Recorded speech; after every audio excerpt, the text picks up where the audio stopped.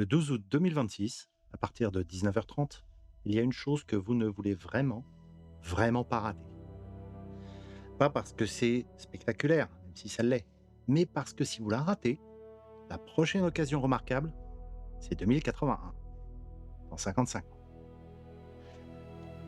Le 12 août prochain, donc, une éclipse solaire partielle très prononcée va traverser notre ciel et nous la verrons partout en France, dans des proportions qui sont plus importantes au sud du pays qu'au nord.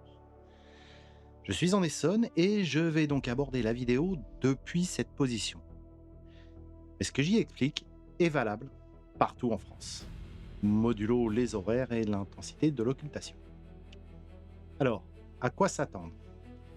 Avec plus de 92% du disque solaire recouvert au maximum, la lumière va changer, la température va chuter, et si vous n'avez pas préparé votre position d'observation à l'avance, vous allez regarder ça depuis une rue sans horizon, derrière un arbre, avec des lunettes de soleil achetées en catastrophe à la station-service.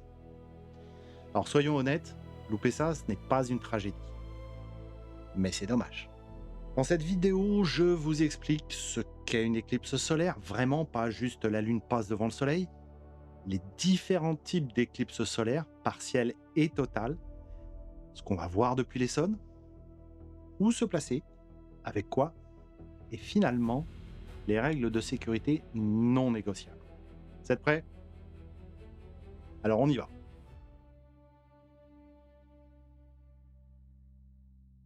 Une éclipse solaire, dans sa version scolaire, c'est simple. La Lune passe entre la Terre et le Soleil, elle fait de l'ombre. Alors pourquoi on a des éclipses différentes en fonction des endroits? Pourquoi le Soleil, tellement plus grand que la Lune, disparaît complètement derrière? Mais pas partout. Le Soleil est 400 fois plus grand que la Lune. 400 fois. Pourtant, vu depuis la Terre, ces deux corps célestes ont la même taille apparente dans le ciel. Parce que le Soleil est aussi 400 fois plus loin. Alors cette coïncidence est unique dans tout le système solaire connu. Aucune autre planète avec une lune n'a ce rapport de distance et de taille aussi précis avec son étoile. Et c'est ce qui rend nos éclipses totales possibles et si particulières. Alors anecdote qui ne sert à rien mais qui fait classe quand on la raconte, à très long terme, plusieurs millions d'années, ces éclipses totales ne seront plus possibles principalement en raison de l'éloignement progressif de la Lune par rapport à la Terre. Son diamètre apparent devenant plus faible, mais également de l'augmentation de taille du Soleil, son diamètre apparent étant alors plus grand. Revenons au cœur du sujet. Il existe trois types d'éclipses solaires. Et la distinction est fondamentale pour comprendre ce que l'on vivra le 12 août. Alors la partielle d'abord, la Lune ne couvre qu'une portion plus ou moins grande du disque solaire, la Lune n'est pas exactement alignée avec la Terre, et le Soleil depuis notre point d'observation. Et bien c'est notre cas depuis la France cette année. L'annulaire. La Lune, le Soleil et la Terre sont parfaitement alignés depuis le point de vue de l'observateur. Mais la Lune est trop éloignée de la Terre ce jour-là. Son disque paraît légèrement plus petit et un anneau de lumière entoure son nom. Spectaculaire aussi, mais différent. Et la totale, celle dont rêve tout astrophotographe. Et les autres.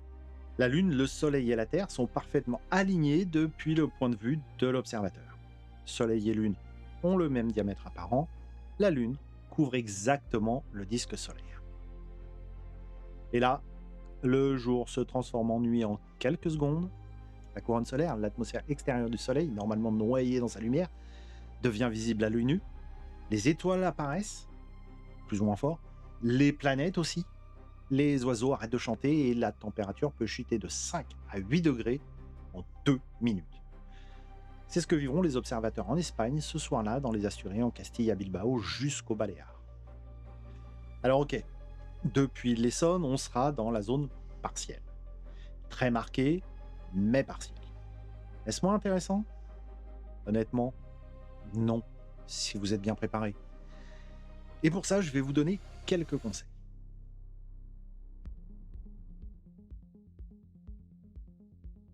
Parlons du terrain.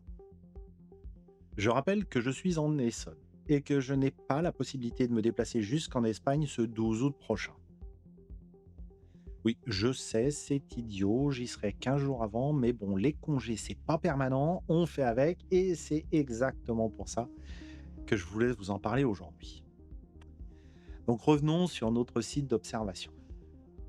Depuis les environs des temples, voilà ce qu'on sait. Le taux d'obscuration sera d'environ 92 à 93. Ça veut dire que la Lune va couvrir un peu plus des 9 dixièmes du disque solaire.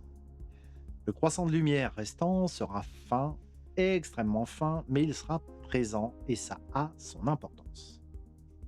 Alors sur ce site, vous pourrez simuler ce que vous allez pouvoir voir depuis votre emplacement. Le lien sera en description. Par exemple, pour moi, dans l'Essonne, je verrai quelque chose comme ça.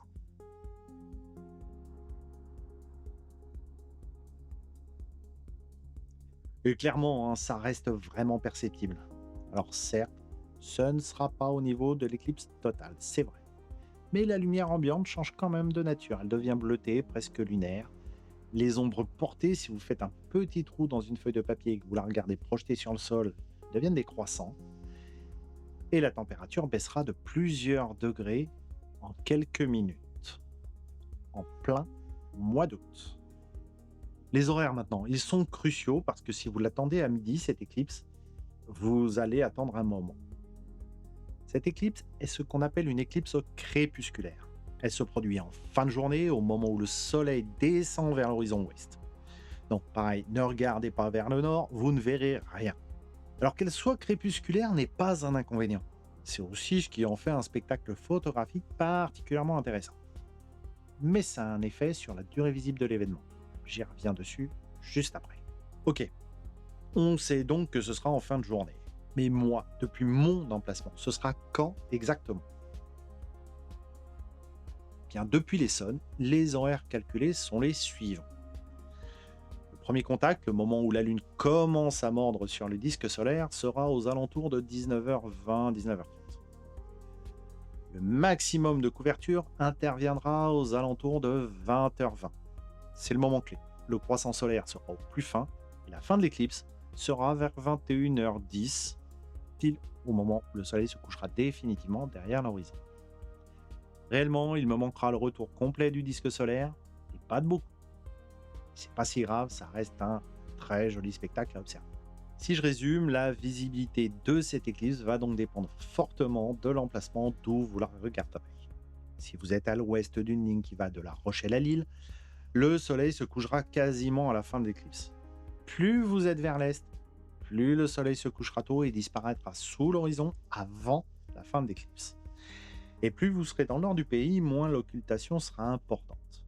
Bon, 90% à Lille quand même, il y aura quelque chose à voir. Et vaut mieux être dans le sud-ouest du pays, on est d'accord, mais ça reste un spectacle magnifique quand même, quel que soit l'endroit où on l'observe. Il y a un point important à ne pas oublier. Au climax de l'éclipse, le soleil et donc la lune sera à moins de 10 degrés au-dessus de l'horizon. C'est très bas, presque au ras des arbres depuis n'importe quel terrain plat. D'un côté, c'est une contrainte. Vous aurez besoin d'un horizon vraiment dégagé vers l'ouest. De l'autre, c'est une opportunité photographique rare. Un croissant solaire orange sang au ras de l'horizon avec du paysage en premier plan, c'est vraiment pas commun.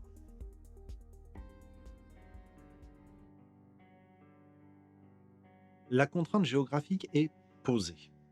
Maintenant, comment la résoudre depuis l'Essonne? Mais c'est valable partout en France, hein, même si la côte atlantique va bien profiter de son horizon dégagé et de sa position plus à l'ouest. Alors en Essonne, on est dans un département avec un atout. Une bonne partie de sa géographie est plate et ouverte. Cette surface plane couverte de champs commence littéralement au sud-ouest des Tempes. Et un terrain plat, ouvert, sans obstacle vers l'ouest, c'est exactement ce dont on a besoin. À ce moment-là, quels sont les spots qui fonctionnent? Les plateaux agricoles ouverts, d'abord les environs de Morigny-Champigny par exemple, les routes secondaires qui traversent le plateau sur le cadran est des Tempes, ou n'importe quel chemin agricole avec 180 degrés de ciel dégagé vers l'ouest. Principalement les points hauts, même 20 à 30 mètres de dénivellation par rapport à la plaine font une vraie différence pour gagner quelques minutes de visibilité. Le plateau de Cerny par exemple, où se trouve l'aérodrome de la Ferté-Alais, est un excellent spot. Bon, pas l'aérodrome en lui-même, il est fermé, mais les chemins autour sont accessibles. Les spots qu'il faut éviter. Évidemment, le centre-ville des Tempes avec ses bâtiments, l'horizon est bouché dès 5 degrés.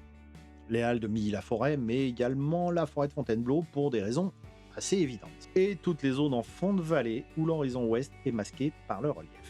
Mon conseil pratique, allez repérer votre spot avant. Pas le jour J, une semaine avant ou au moins 2-3 jours avant. Observez à quelle heure et où exactement le soleil se couche depuis cet endroit. Si vous voyez le coucher de soleil sans obstacle, vous êtes au bon endroit pour observer l'éclipse. Et si vous avez de la mobilité ce soir-là, si vous pouvez descendre vers Pithiviers ou Orléans, votre taux d'obscuration augmentera encore légèrement. Alors, ça ne vaut vraiment que si vos spots en Essonne sont vraiment compromis, par exemple par des prévisions météo défavorables localement. Parce que la météo, c'est le facteur que personne ne maîtrise. De 12 août en Ile-de-France, il peut faire grand beau, comme il peut y avoir des nuages partout, en particulier côté ouest. Regardez donc les prévisions 48 heures avant et même le jour même. Jetez un œil sur les prévisions de nuages sur des sites comme Météo Ciel ou Météo Blue et ayez un plan B.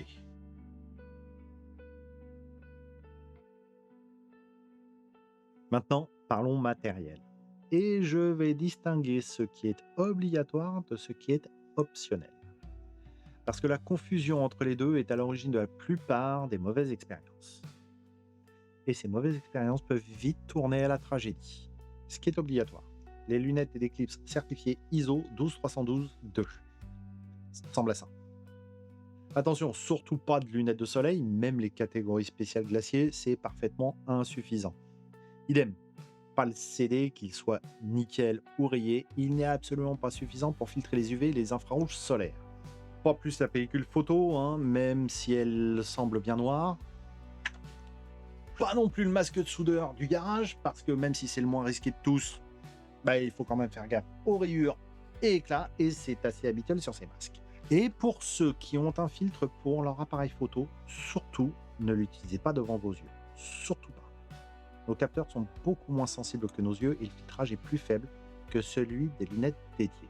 Partant de ça, le seul outil safe pour vos yeux, ce sont donc les lunettes portant la mention EN ISO 1231-2-2 qui assure donc un filtrage qui réduit l'intensité lumineuse à un 100 millionième de la lumière solaire et qui bloque intégralement les UV et infrarouges. Ces rayonnements invisibles qui brûlent la rétine sans que vous ressentiez quoi que ce soit sur le moment. Ces lunettes, vous les trouverez chez Bresser, Bader Planetarium, Stelvision et chez tous les revendeurs spécialisés Astro, mais également sur Amazon, comptez 2 à 5 € la paire. Attention, l'Association française d'astronomie, l'AFA, signale des tensions d'approvisionnement à l'approche de l'événement. Du coup, commandez maintenant. Donc voici la paire, ça ressemble à ça, rien de plus, rien de moins. Celle-ci, c'est du Bresser, et le marquage ISO est bien présent ici, là. Alors, avant utilisation, inspectez le filtre sous une lumière vive. Le moindre trou, la moindre délamination, la moindre rayure profonde, vous l'achetez et vous en prenez un autre. Et si vous n'avez pas de lunettes, celle-ci, pas de panique, vous pouvez utiliser le principe de la projection.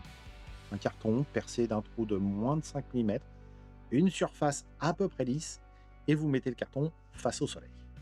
Et magie, vous verrez la projection de l'éclipse sur le sol.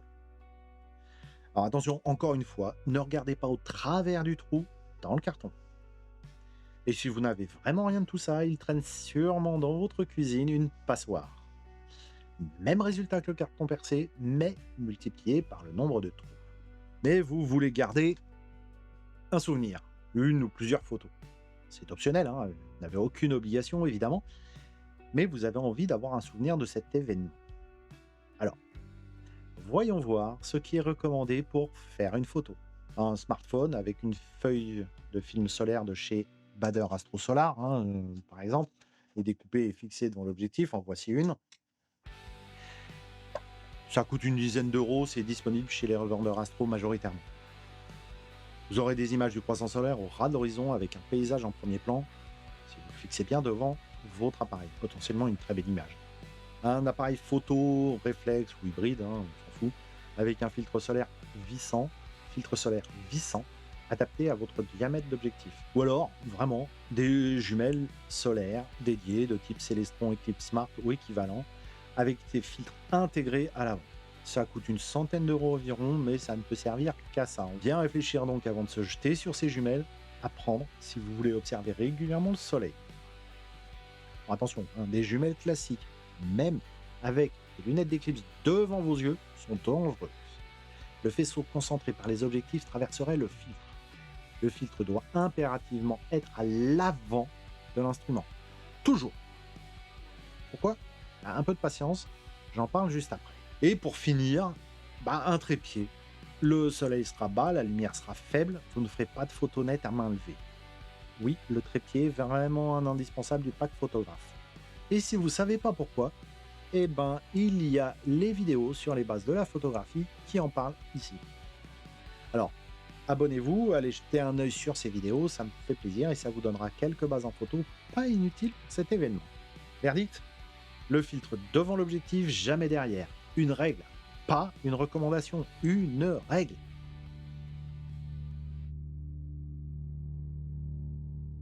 Je vais être très sérieux quelques minutes.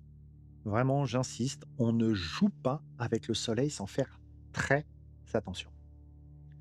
Observer une éclipse solaire partielle sans protection adaptée peut provoquer des lésions rétiniennes permanentes. Et le mécanisme est particulièrement traître. Il est indolore. La rétine n'a pas de récepteur de douleur. Vous ne sentez rien sur le moment, vous ressentez éventuellement une gêne visuelle dans les heures ou les jours qui suivent quand les lésions se sont déjà constituées, mais aucune douleur. Ces lésions prennent la forme d'une tache sombre fixe dans le champ visuel. Dans les cas sévères, une perte de vision centrale, souvent irréversible. Et la difficulté particulière avec cette éclipse partielle, c'est qu'elle est psychologiquement trompeuse. Quand 92% du soleil est couvert, l'intensité lumineuse visible diminue fortement.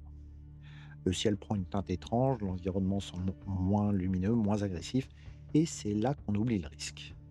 Les 8% restants du disque solaire représentent encore des dizaines de milliers de fois ce que l'œil peut recevoir sans dommage. L'intensité des rayons UV et infrarouges ne suit pas du tout la même courbe que la lumière visible, et ces rayons on ne les perçoit pas du tout. Pourtant, ils restent destructeurs pour la rétine jusqu'au dernier photon de disque. Alors on va prendre des précautions incontournables. Les règles, les voici. Lunettes ISO 12312 pendant toute la durée de l'éclipse partielle, du premier contact au dernier, sans exception, sans interruption. Le marquage ISO est indispensable pour être certain que c'est OK. Les filtres solaires à l'avant de tout instrument optique, jumelles, téléobjectif, télescope, jamais derrière. Un filtre endommagé va directement à la poubelle. Un bon moyen de vérifier, c'est d'allumer une lampe et de regarder si on voit quelque chose au travers. Si je regarde ce filtre, par exemple, je vois un truc bizarre. Là, à l'œil nu, ça ressemble juste à une tache. Sauf que si je mets une lampe derrière, la tache se transforme en trou dans le filtrage. Physiquement, hein, le filtre, il est entier. Il a perdu une partie de sa protection. Là. Et ça, c'est direct à la poubelle, sans se poser de questions. Dommage. Point d'attention pour les enfants. Il va falloir les surveiller en permanence pour qu'ils ne posent pas leurs lunettes. Et explication claire de la règle avant l'événement, pas pendant. Au pire, vous leur scotchez les lunettes sur le crâne, c'est douloureux à enlever, mais ils garderont leurs yeux intacts. Et c'est beaucoup plus important. Si vous ressentez la moindre gêne visuelle dans les 48 heures suivant l'observation, vous consultez un ophtalmo, sans attendre. Ah oui, j'allais oublier une dernière chose dont personne ne parle, la température. En août, personne n'emporte de veste pour regarder le ciel à 20 h. Et à 92% d'obscuration, la chute thermique peut atteindre 4 à 6 degrés en quelques minutes. Un pull léger dans le sac, c'est pas un caprice, c'est l'expérience de terrain.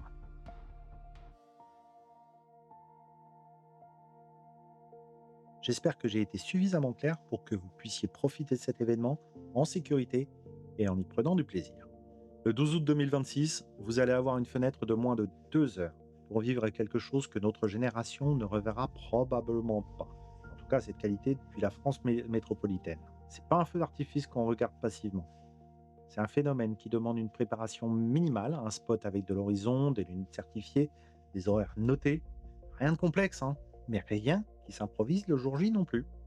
Et si vous avez les bases pour aller un cran plus loin, au-delà de l'observation, un trépied, un vrai filtre solaire, un bon téléobjectif et la pleine de Beauce en premier plan, il y a potentiellement une image très forte à faire ce soir-là. Alors si vous avez des questions sur le setup, sur les filtres solaires ou sur n'importe quel aspect de l'observation, les commentaires sont ouverts. Et si vous avez votre propre spot repéré dans l'Essonne ou ailleurs en Île-de-France, partagez-le. C'est toujours intéressant de voir comment les autres résolvent ce problème d'horizon. C'est un bon moyen pour se retrouver à plusieurs devant le spectacle. Alors pour ma part, je n'ai pas encore défini ce spot, j'hésite encore entre plusieurs possibilités, il me reste 2 mois pour me décider, ça devrait le faire. Sur ce, je vous dis à la prochaine et surtout n'oubliez pas, soyez architecte de votre lumière, du premier plan jusqu'aux confins du cosmos. À la prochaine.